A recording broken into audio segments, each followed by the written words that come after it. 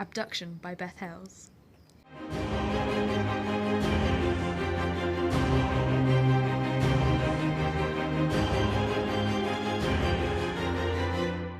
Abduction.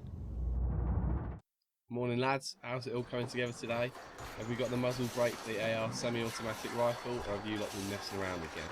Ethan walks over to the coffee table where he sees a letter for him on the tabletop.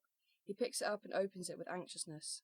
Dear Mr. Stark, we understand that you are having some difficulty building the Ruger 1022 semi-automatic pistol with a Ruger Charger. Ethan agrees. We have planned and paid for a trip for you to go to China to collect this piece of equipment. We want you to go. The flight will depart tomorrow morning at Heathrow at 6 AM and won't return until the following day.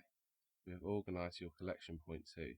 There is a map in here of where you need to go and also some money for the collection. Any problems, please call. Ethan puts the piece of paper down and walks out of the building back home to gather his belongings for his flight in the morning. He gets to his house where his wife Kira is waiting for him. Hello, how was work? Weird.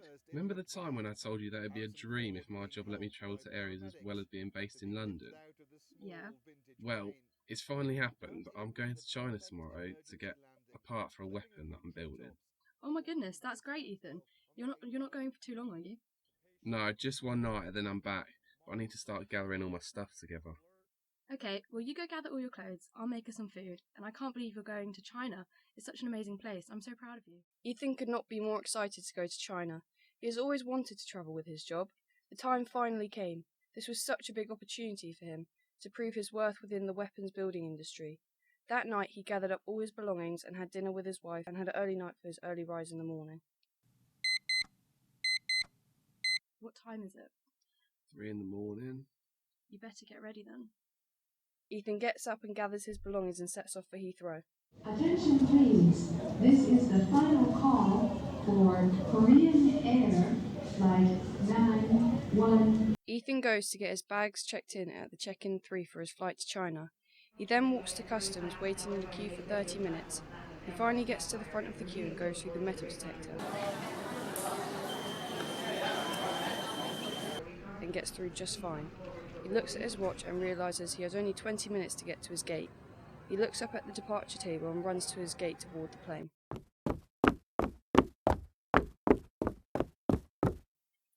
He finally gets to the gate, hands his passport and boarding ticket to the lady at the desk. He walks through the tunnel to the plane. When he finally meets the pilot, he gives him an odd look. This pilot looked about 50 years old, from Korea or somewhere in Asia. Ethan hands his ticket over to the pilot, and the pilot studies his boarding ticket well, nodding and looking at the other staff on the plane. He then gives Ethan his ticket back and gives him a huge grin. The journey on the plane is halfway through when suddenly the plane makes an unexpected turn, shocking everyone.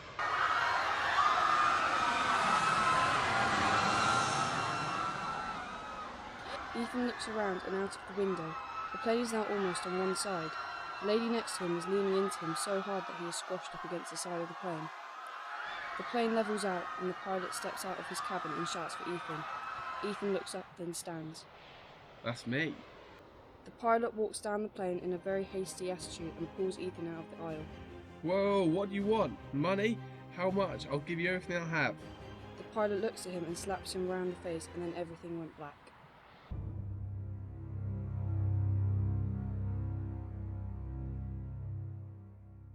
Tune in next week for part 2 of Abduction.